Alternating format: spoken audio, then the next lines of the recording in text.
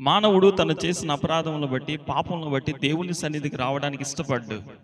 కానీ ఆ పరిస్థితుల్లో కూడా దేవుని సన్నిధికి రాగలిగితే దేవుడు అతన్ని అంగీకరించి అతనిని జీవితాన్ని, అతని భవిష్యత్తును మార్చగలిగిన సమర్థుడు ఆయన.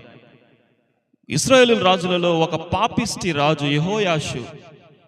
అలాంటి పాపిష్టి పరిస్థితుల్లో ఎలీషా ప్రవక్త దగ్గరికి రాగా ఎలీషా ప్రవక్త ఆ రాజు యొక్క జీవితాన్ని మార్చివేశాడు.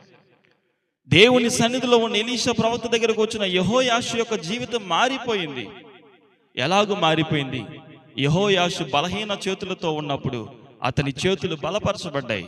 అతని చేతులకు ఆయుధాలు ఇవ్వబడ్డాయి. అతనికి ఇవ్వబడిన ఆయుధాలకు ప్రార్థన చేయబడింది, ప్రార్థన ప్రాకారం వేయబడింది. అతడు ఏ దిశకు నడవాలో ఆ దిశ బోధింపబడింది. అంతేకాదు కానీ అతడు చేయవలసిన ప్రయత్నం దేవుని మందిరములో అతనికి నేర్పించబడింది. నువ్వు ఎలాంటి వాడువైనా దేవుని సన్నిధికి వస్తే జరిగే ప్రతిఫలం ఏమిటో తెలుసా? దేవుడు నిన్ను అంగీకరిస్తాడు.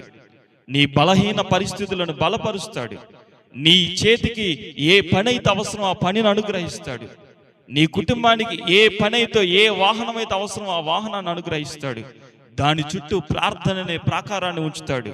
దాని చుట్టూ తన చేతులను ఉంచి తన చేతుల నీడలో నిన్ను నడిపిస్తాడు.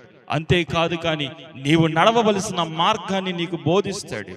ఆ మార్గములో నువ్వు ఎలాగు నడవాలో, ఎలాగూ పని చేయాలో దేవుని సన్నిధిలోనే పని చేయించి చూయిస్తాడు. అలాంటి గొప్ప ధన్యత దేవుని సన్నిధిలో ఉంది. దేవుని సన్నిధికి వస్తావా? దేవుని సన్నిధిలో అడుగు పెడతావా? ఇలాంటి ధన్యత నీదే.